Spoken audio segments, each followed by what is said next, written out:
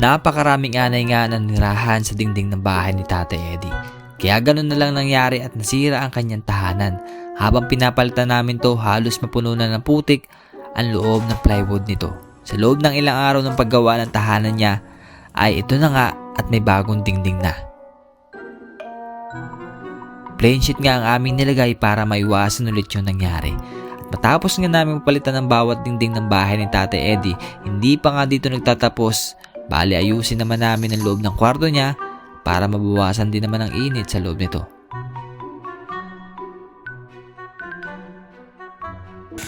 Kaya namili muna ako ng mga bagong materyales para sa bahay ni Tatay Eddie.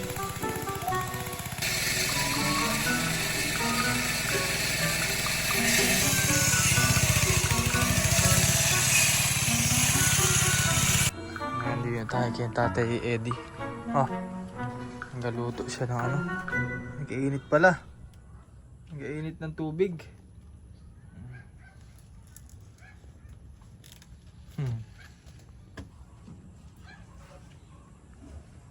Kape ka?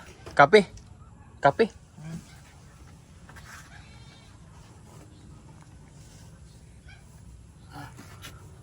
Double wall. Double wall. Okay. I jacket. Ha? Double walling. I waiting. Double. To. I naman nila ko. Sa again. Ay wala dahil. Tapos siya, wala na. Ha? Ayaw mo na? Ay naku. Ayaw mo na? Ayos na. Ayaw na daw. Yaman mo na. Para hindi man mainit. Ayos lang yun. Para hindi man mainit sa pag summer. Marso. Oo. Kainitan. Kainitan na yun. Yero yan. Yero. Yero. Kainitin. Ha? Bayanin Wala natin. ni Gani. Pagkakas. Magaling ko siya na likod. Wala. Ano, nalagnat ka pa? Nalagnat. Ay. Okay na? Okay na? Konti. Magaling ko lang. Magaligod daw siya. Wait lang at ababa namin yung plywood. Yung plywood ababa namin. Wait lang.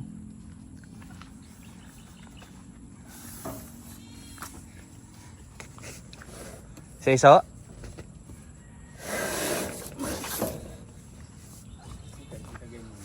Sana.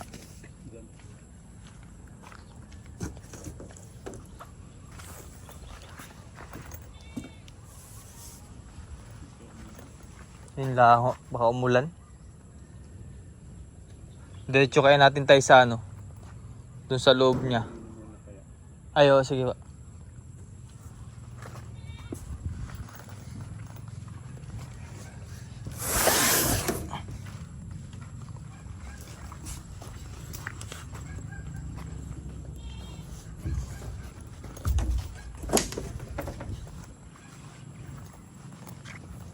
Ano ba rin na yung Biyernes? Kasama na.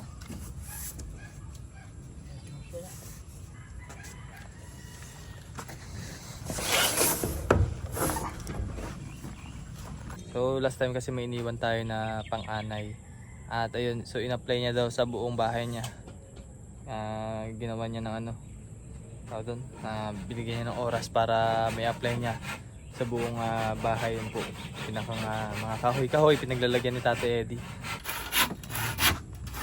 Bali, pinudpud niya daw ng ano, pang-anay yung bawat mga kahoy. Dahil pang tira, dito pa pala. Sa likod ng ano. Tira pa rin. Dahil pa ho.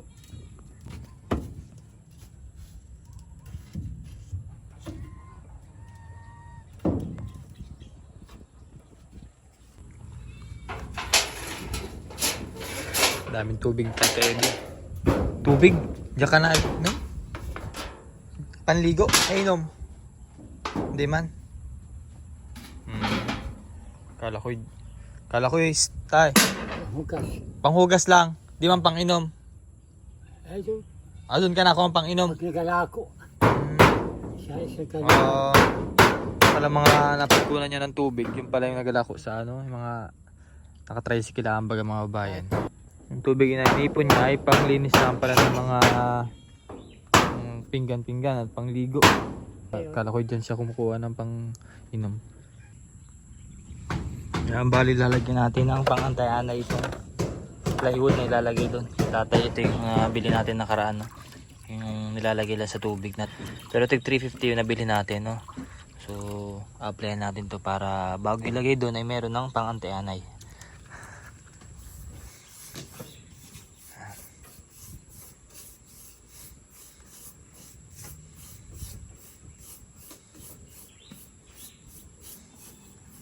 Nangyari sa bahay ni Tatay Eddie, nung nakaraan, di ba, nakita nyo naman mga bayan na yung pinakang plywood talaga yung pininturya niya ng anay. So, ito ang bawat kilid.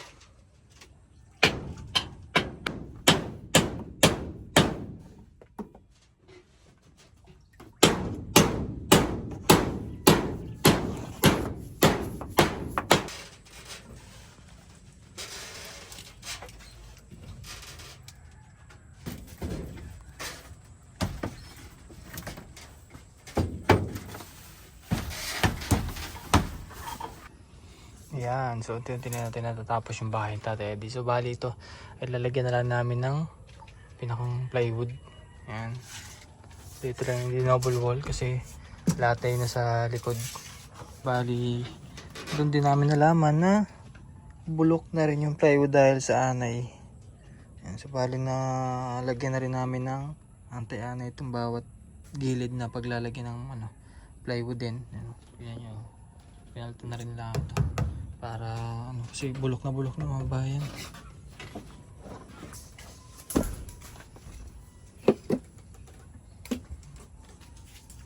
Pero ito, okay pa naman. Lagyan lang namin ng pang-antay-anay. Grabe. Punit na yung punit yung pinagtanggalan. Yan yung plywood na tinanggal dito.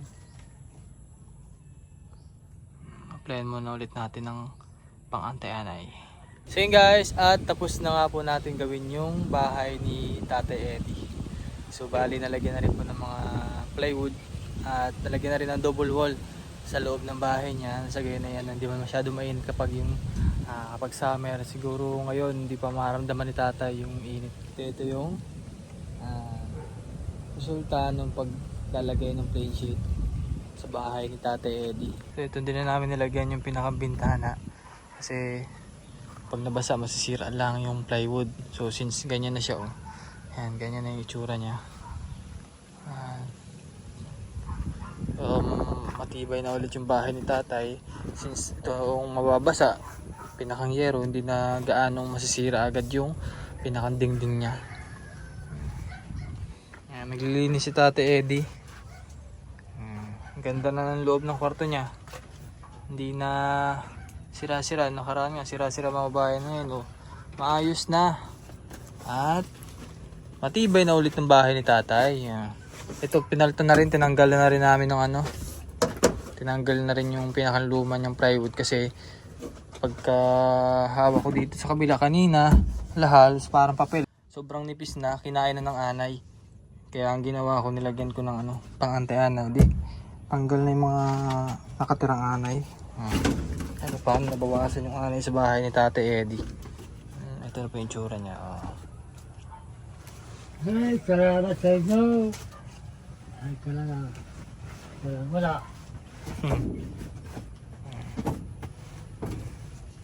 Sabi ni Tate, wag na daw i-double wall. Sabi kanina ni Tate Napista Eddie. naman. Ha? Napista. Tay, maganda ng tulog mo. Sumatulog, bakit na ito?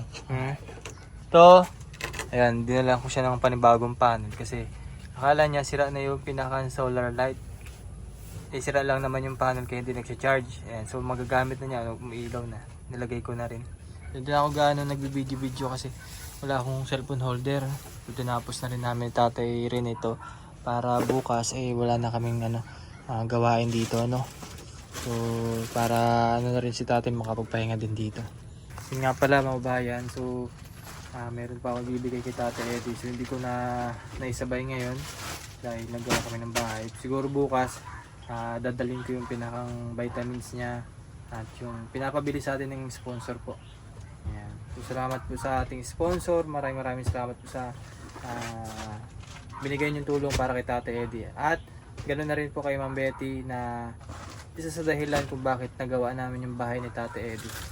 Maraming salamat po Ma'am Betty at sana patuloy po kayong sana hindi po kayo magsawang tumulong sa mga taong nangangailangan patuloy po kay Tatay Eddie. At mag-ingat po palagi dyan. Kain. May pagkain ka pa dyan, pagkain pa. Wala na. Ulap na. Patingin daw, patingin. Pagkain, pagkain. For damit ka. Adini. Damit kayo. Wala na ang dilata, ito na lang. Ito na po. Sila nasa Europat sa nata. Dahil pa, madami. Ako na. Madami. Santa yan Madami. Bago yung bagi. Pagka-aaral ko ako yung naipanasa ko. Gulay. Sabi na, tinibay. Ay may tinapay pa ikaw, tinapay. Ayaw, salamat. Tinapay. Tinapay. Wala na. Nabigay ako tinapay nung lagi na kamotor. 4 na pantisan. Ay ngayon. Bago 2 tilata. Ito. Oo. Ito. Bigyan daw siya. Yun. Ito binigay sa kanya. May abigay pa ako sa'yo, wait lang. Yan lang ikaw. Ayan. Bali may panibagong bigas ulit tayo ibigay kay Tatay. Tayo! Psst! Tay! Dami! Pare, kasukal. Ha? May masukal yan. Oo, may asukal.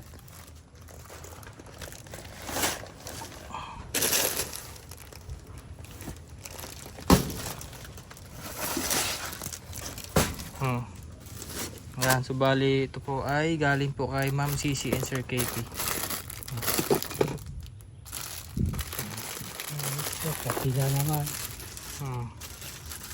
Tinapay.